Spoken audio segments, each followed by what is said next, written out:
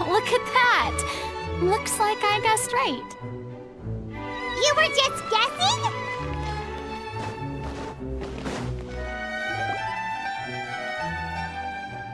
I knew you'd be here. I'm here merely for a short break. It has been a while, Miss Furina. And you too, traveler in Paimon. What might I assist you with today? I would like to book the Opera Epiclese for an event. You see... I understand. The process for booking the Opera Epiclese is complex and can be somewhat cumbersome. But given that the request is coming from the three of you, I see no reason to make things unduly difficult. The story of the little Oceanid is most fascinating. I'm looking forward to seeing it performed on stage. I will say, however, that I am surprised to see your passion for the performing arts rekindled after all that has happened. Huh? What do you mean? Do I look excited? Yes. And this is the first time that I've seen you like this since your departure from deityhood. At first, I just felt bad about rejecting them. So I wanted to learn a little bit more about their situation. But one thing led to another, and... well, here we are. In the past, we sat in our high chairs in the court, giving our opinions on isolated cases, all while knowing very little about the human stories behind each and every one. Maybe it's because I finally become an ordinary person and gained my freedom, but I've developed a great sense of curiosity about their lives. I am truly delighted to see you find a new lease on life. Now that you've regained some confidence, have you had any thoughts regarding a return to the stage? Why would you suddenly ask a question like that? Well, if the little Oceanid turns out to be a great success, it will no doubt become a classic. Many theater companies are certain to add it to their repertoire. The experiences and decisions of the protagonist, Cleo, are all modeled after your own. Naturally, this makes you eminently suited to playing the leading role. It would truly be a shame if you did not take this opportunity to allow audiences to enjoy your outstanding acting talents once more. Haven't I already made myself clear? I won't act or perform in any role ever again. No exceptions. Nor do I think it is any great shame. There is no lack of fine actors or inspirational stories, either on or off the stage. This experience is a case in point. I feel like I've learned a lot, and it has already been well worth the price of admission. I must admit, though, I'm a little envious. They're quite fortunate to be able to bid farewell to their past in such a magnificent manner. I see. Well, I'm glad to learn that you have found a role to play that you enjoy, be it on the stage or not. I sincerely hope the show will serve as the grandest of finales. I will have my staff book the date and mail the relevant paperwork to the troupe once the details are confirmed. Thanks, Neuvillette. You are very welcome.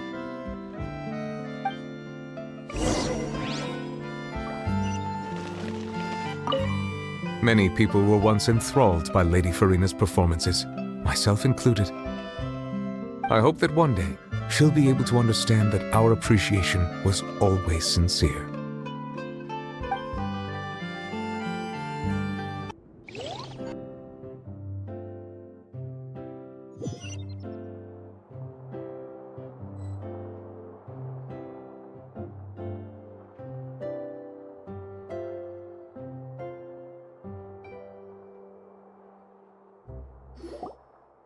Cursed Cleo. She stole the waters of life from us. She's a fraud, and she must pay for her crimes. This has nothing to do with her. The ignorance and hatred of our people is to blame. How can we hope to win back the water's favor if we don't change our ways? This guy could be useful. Take him hostage. If Cleo wants him back, she'll have to show herself. Leave this place, oh little Oceanid, and never, ever look back!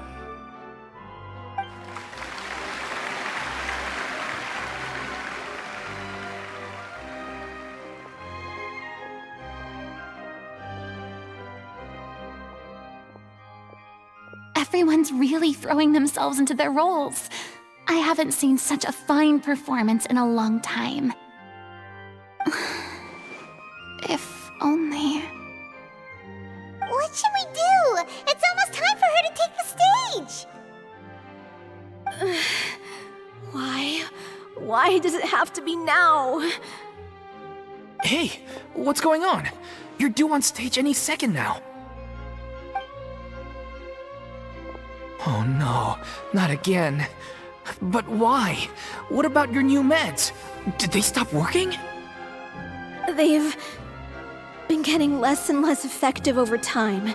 I've had to keep increasing my dose. What? I thought they'd cure it. So they were only managing your symptoms? I figured whatever it took to get me through this final performance. How could you do this to yourself? And after that lecture you gave me about not looking after my health. I'm sorry. I've let everyone down. You... This is a conversation for another time. How can the show go on without its star performer? Miss Furina, I'd like to make a request of you. Say no more. If you're sick, you need to rest. I know what you're going to ask. Loic, your character has no more scenes, correct? Oh, yeah. I think my scenes are all done. Although, I do have one more line. But I guess another guy in the troupe with a similar voice register could take it. Why? Please take Delphi back to her place to rest. I'll sing the finale. From the sublime to the ridiculous. After all that, everything's come full circle. Thank you, Miss Furina. I'm so sorry to put you in this position after everything you said. Never mind. What's done is done. It's really my own fault for getting in too deep. No one likes regrets, myself included. Leave it to me. I've watched you rehearse so many times that I've learned Cleo's part by heart. I do not doubt your acting skills, but please allow me to ask just one more question. After all, this show is dedicated to the life and legacy of our director. What, in your opinion, is the reason Cleo shines so brightly? It's her pure heart. Despite all the pain and loneliness she had to endure, she never once stopped believing in the beauty in this world. Well said. I leave Director O'Reilly in your hands.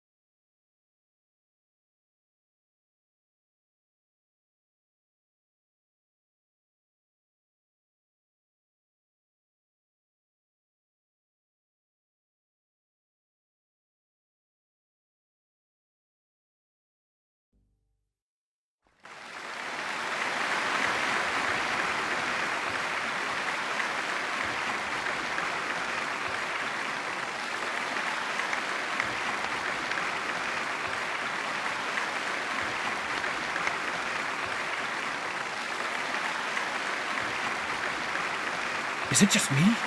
Or was that Lady Furina on the stage just now? She hasn't been seen for a while now, and she just appears out of nowhere? Gotta say, though, her acting skills are as superb as ever. The little Oceanid, Cleo, played by Aurélie Fumont.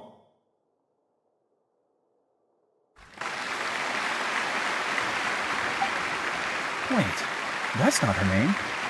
What's going on? I don't know, maybe it's just a doppelganger.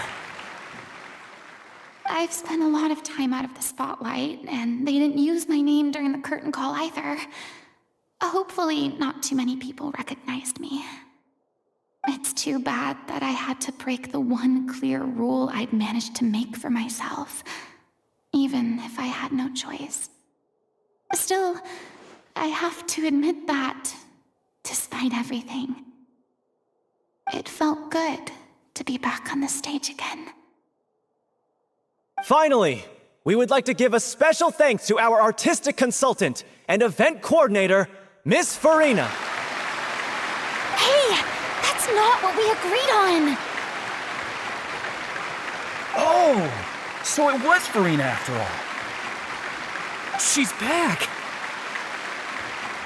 Honestly, what is he doing? He should have run that by me first.